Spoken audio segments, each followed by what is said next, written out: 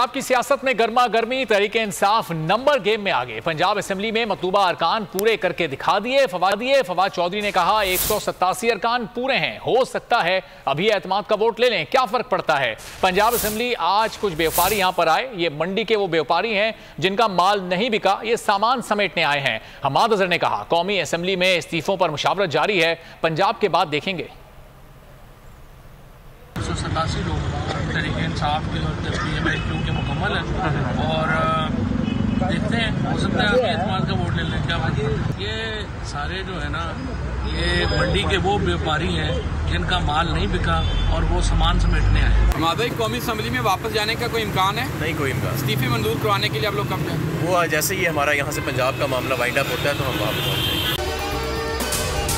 अगर आपको ये वीडियो पसंद आई है तो हमारे चैनल को सब्सक्राइब करें और बेल आइकॉन पर क्लिक करें। 2022 बहुत सारे तोहफे भी देके गया पाकिस्तान की आवाम को। पाकिस्तान की आवाम को एक तोहफा ये दिया कि आवाम को पता चल गया कि पाकिस्तान का मीडिया क्या है। साल 2022 में सबसे ज्यादा देखे जाने वाला चैनल बोल न्यूज रहा नंबर 1। हमने बहुत सारे शोज और ट्रांसमिशंस की, पूरा साल मुसलसल जदोजहद में निकल गया कि ये वोट ऑफ कॉन्फिडेंस के पीछे कौन लोग थे। तोड़े रेटिंग के सभी रिकॉर्ड। सोशल मीडिया पर भी सबसे ज्यादा तेजी से 2.4 बिलियन व्यूज का संगे मील अबूर किया।